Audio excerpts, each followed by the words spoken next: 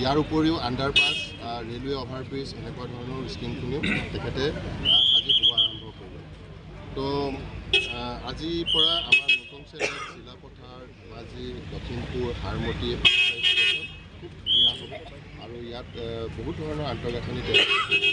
কেলৈ আজিকালি ট্ৰেইনবিলাকৰ ৰখোৱা সময়বিলাক কম, গতিকে সেইকাৰণে ডিজিটেল ডিছপ্লে বৰ্ড নাম্বাৰসহ থাকিব লাগিব। তো সেই ব্যৱস্থাখিনি ইয়াতে থাকি পেচেঞ্জাৰবিলাকৰ সুবিধা আৰু বাঢ়িব আৰু ট্ৰেইনবিলাকৰ ইয়াতে তেওঁলোকৰ ৰখা মেলাটো যথেষ্টখিনি সুবিধা হ'ব।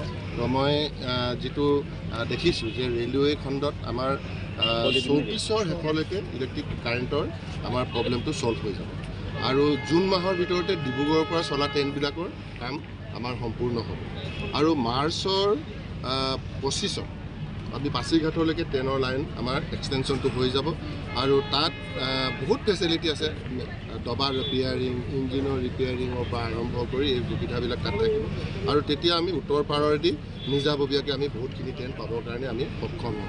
তো মোদী ডাঙৰীয়াৰ আজি আন্তঃগাঁথনিত বেছি পইচা ৰখাৰ কাৰণে এই ধৰণৰ সুবিধাবিলাক আমাৰ পাছিঘাটলৈকে বা আমাৰ মুকং চিলাপথাৰ, ধেমাজি সকলো জেগাতে এইবিলাক আহিছে আৰু মই ভাবোঁ এইটো মোদী ডাঙৰীয়াৰ কাৰণেই অৰুণাচলৰ হাইষ্ট পেচেঞ্জাৰ কানেক্টিং পইণ্টটোৱেই পাছিঘাট হ'ব।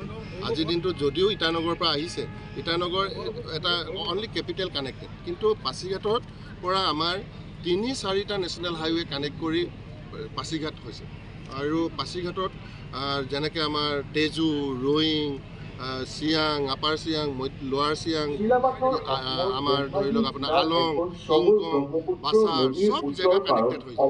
গতিকে তাৰ পৰাই 3টা নেশ্যনেল হাইৱে ডাঙৰ ওপৰলৈকে গৈছে। গতিকে সেইটো এটা হাইষ্ট পেচেঞ্জাৰ কানেক্টিং পইণ্ট অৰুণাচলৰ হ'ব আৰু অৰুণাচলৰতো এখন ৰাজধানী চলি আছে যিখন আমি এতিয়া ডিব্ৰুগড়ৰ পৰা আমি বেনিফিটটো পাই আছোঁ যদিও লখিমপুৰ, হাৰমতিয়ে পাইছে, বাকীখিনি জেগাত পোৱা নাই।